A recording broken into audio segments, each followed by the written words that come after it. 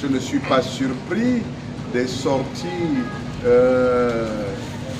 hasardeuses des fameux fils du département de Lougoulou qui, pour une raison ou une autre, estiment que moi, docteur Iloko, je n'ai pas le droit de parler d'abord en mon nom, de critiquer, de dénoncer les travers du CTRI, de rappeler à Madame Angélique Ngoma qu'elle n'a pas de leçon à me donner parce que en termes de militant du PDG, je sais exactement ce que les statuts prévoient. Elle est illégale, c'est notre secrétaire général qui est illégal.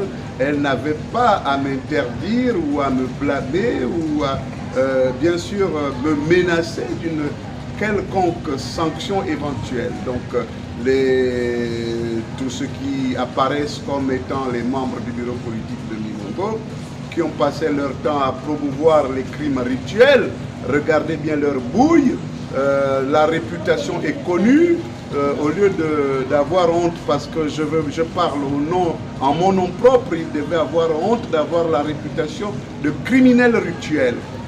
Ils devaient avoir honte, et ça fait honte à notre département, d'avoir des enfants qui sont des détourneurs de deniers publics. Ça doit faire honte à notre département d'avoir des gens qui n'ont pas fait l'école, qui ont fui de l'école. Et d'ailleurs, il y a une anecdote chez nous qui dit que les enfants de Mimongo disent « Mais pourquoi aller à l'école si des gens qui n'ont même pas le niveau du CP2 roulent en Land Cruiser, sont friqués, boivent le champagne ?» Voilà la réputation que Mimongo a réussi à donner au reste du pays.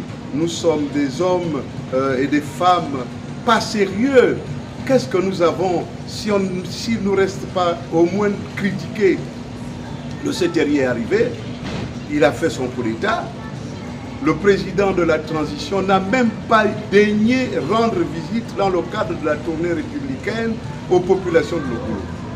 Le président du CTRI, le général Brice Clotaire Oligui Nguema, lorsqu'il a composé son gouvernement, son parlement, son conseil économique et social, sa cour constitutionnelle, n'a pas regardé ni sur le premier siège, ni sur le deuxième siège. Mais attends, mais ces gens-là parlent de quoi? Ils n'ont pas honte de soutenir quelqu'un qui n'a pas leur temps?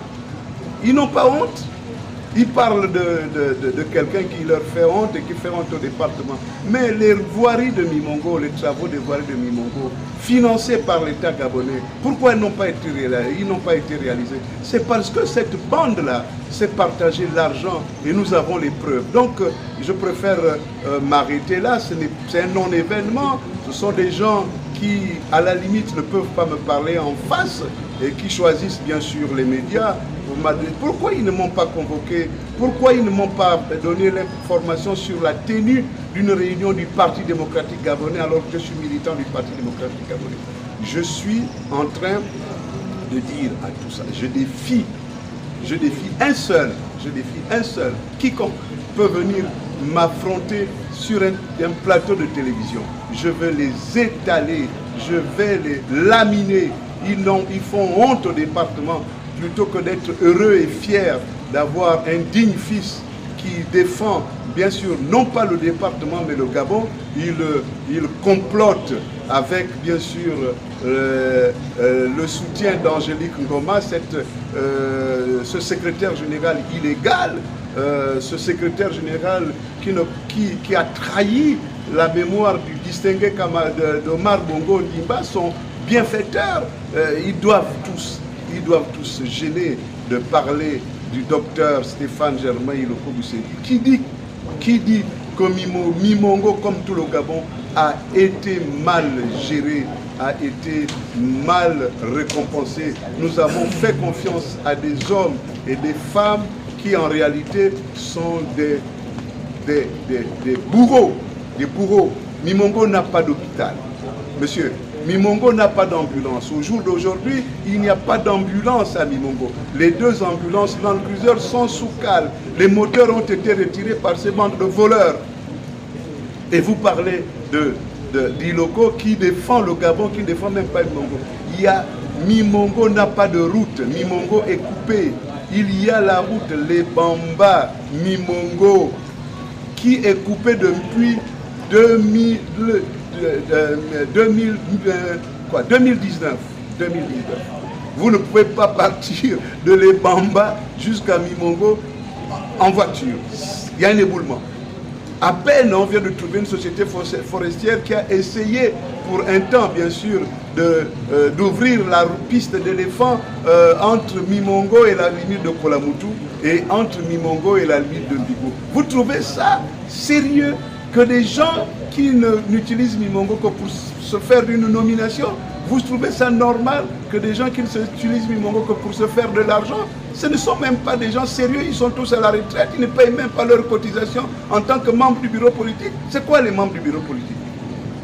Monsieur, lorsque quelqu'un décède à Mimongo, Kasebka ne peut pas aller le prendre parce qu'il n'y a pas de route. Et les chauffeurs de Mimongo demandent pour 93 km 200 000 francs aller et 250 000 francs retour. Mais ces gens-là, est-ce qu'ils aiment réellement Mimongo? Qu'est-ce qu'ils me reprochent? Ils me reprochent quoi? Donc je crois que c'est peut-être pas l'occasion de répondre à des gens, des gens qui n'ont pas la vision. Je leur avais dit, lors des élections partielles, j'ai dit, mais comment on va voter notre propre parti? Notre parti ne fait rien pour nous. L'objectif d'un parti, c'est quand même de défendre ses militants. Mais comment les militants du parti donnent au PDG ce que le PDG ne peut pas leur donner? Est-ce que c'est normal? Et aujourd'hui, on dit que le PDG va donner un ordre de vote dans le sens de oui. Attends, comment vous pouvez soutenir, comment vous pouvez voter oui à un référendum organisé par les gens qui vous ont fait tomber?